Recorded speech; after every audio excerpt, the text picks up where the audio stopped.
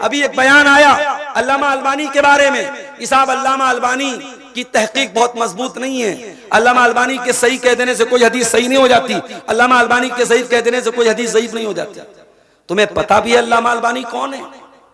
अल्लामा अलबानी वो आलिम है कि इस दौर के बहुत बड़े आलिम अल्लामा अब्दुल अजीज इब्न बाज रहमतुल्लाह अलैह कहते हैं कि मैंने इस आसमान के नीचे अपनी जिंदगी में अल्लामा अलबानी से बड़ा हदीस का आलिम नहीं देखा।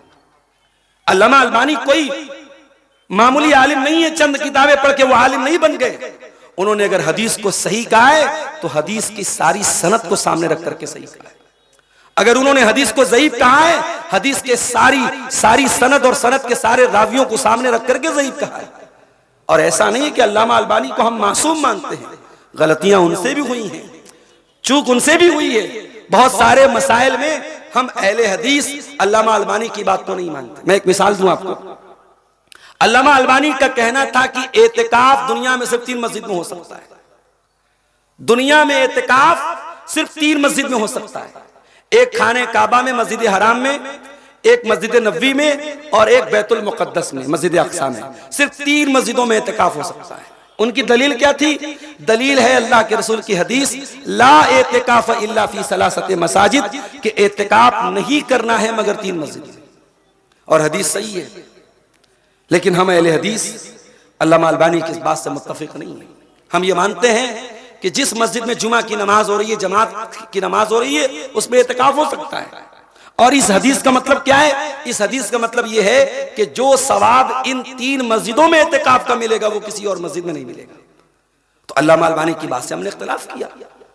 अल्लामा अलबानी जहरी नमाज में इमाम के पीछे सूरह फातिहा पढ़ने के कायल नहीं थे।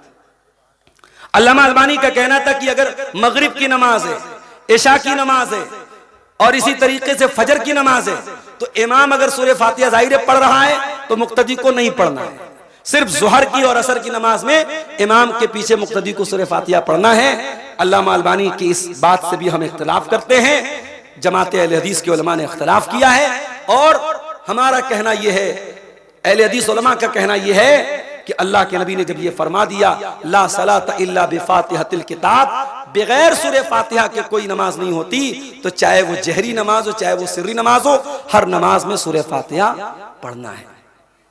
तो अल्लामा अलबानी की तहकीक से हमने इख्तिलाफ किया है मेरे भाई। हम उनको मासूम नहीं मानते, मगर इसका मतलब ये नहीं कि उनको कोई कुछ भी कह दे हम बर्दाश्त कर लेंगे। तो मैं अपने नौजवान साथियों से एक बात कहना चाहता हूं कि आप अपने मनहज को पहचानो, अपने रास्ते को पहचानो। ये जो सुन्नत का रास्ता है, ये जो अहले हदीस का रास्ता है, ये जो सहाबा का रास्ता है, हमें इसी रास्ते पर कायम रहना है।